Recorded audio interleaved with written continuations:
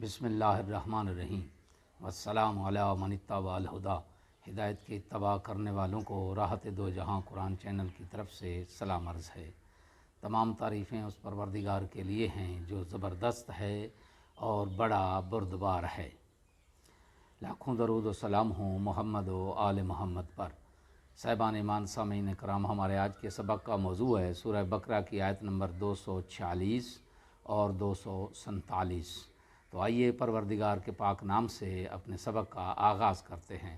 بسم اللہ الرحمن الرحیم۔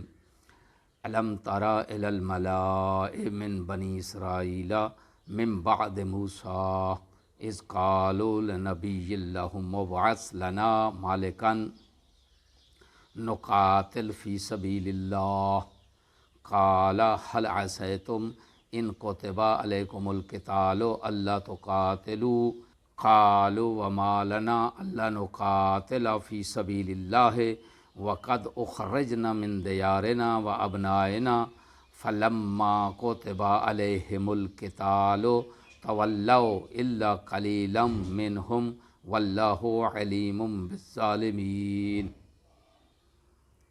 آیت نمبر 247۔ وقال لهم نبیہم ان اللہ قد بعث لکم طالوت ملکا قالوا انا یکون له الملک علینا ونحن احق بالملک منہ ولم یؤت سعۃ من المال قال ان اللہ اصطفاہ علیکم وزادہ بسطۃ فی العلم والجسم واللہ یؤتی ملکہ من یشاء واللہ واسع علیم۔ آیات کا ترجمہ۔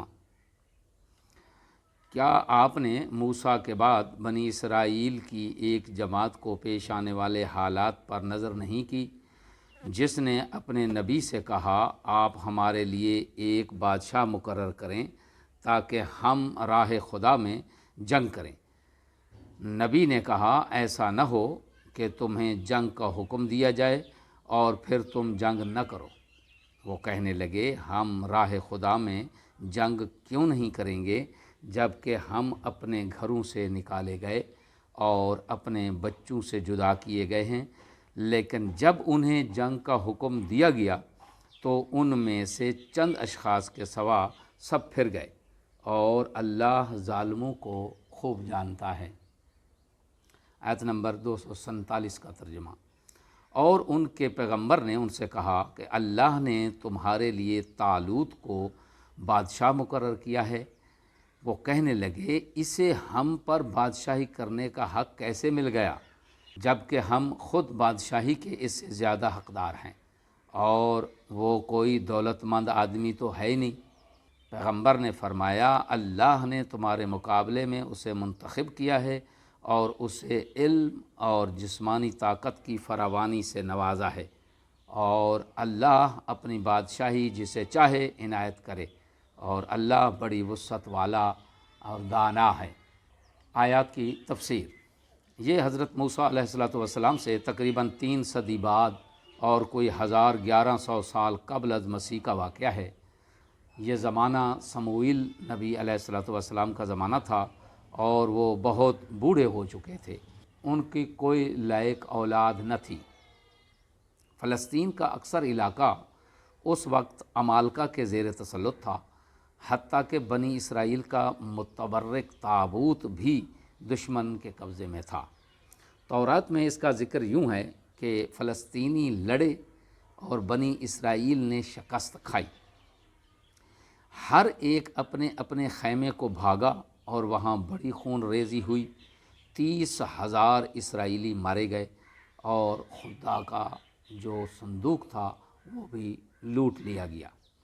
لہٰذا اپنے وطن اور اپنے مقدسات کو دشمن سے آزاد کرانے کے لیے ایک جنگ ناگزیر تھی۔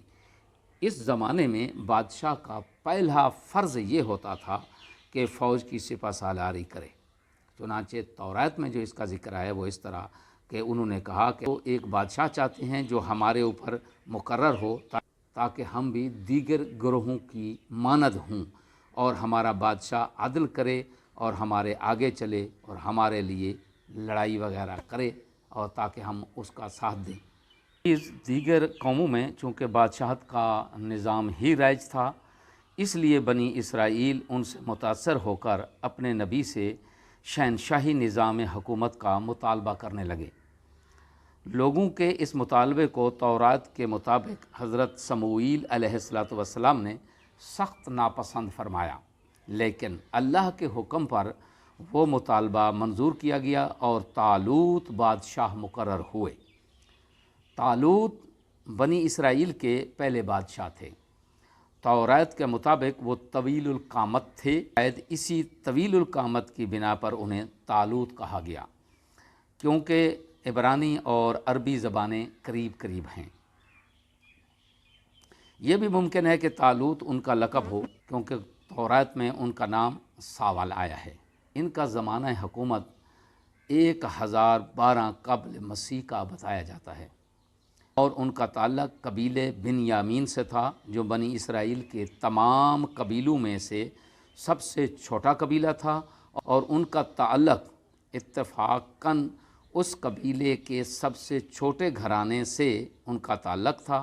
چنانچہ حضرت سموئیل علیہ السلام کی پیشکش کے جواب میں طالوت نے یہ کہا کہ انہوں نے کہا کہ کیا میں بنیامین اسرائیل کے سب سے چھوٹے قبیلے سے نہیں ہوں، اور کیا میرا گھرانہ بنیامین کے قبیلے کے سب گھرانوں میں سب سے چھوٹا نہیں ہے؟ اولاد یعقوب یعنی بنی اسرائیل 12 قبیلوں میں بٹے ہوئے تھے۔ ان میں نسل اور خاندان کی حیثیت کا مسئلہ حد سے تجاوز کر چکا تھا، اور ایک عقیدے کی شکل اختیار کر چکا تھا کہ نبوت بنی لاوا کے حق میں ہے اور حکومت آل یہودا کا حق ہے۔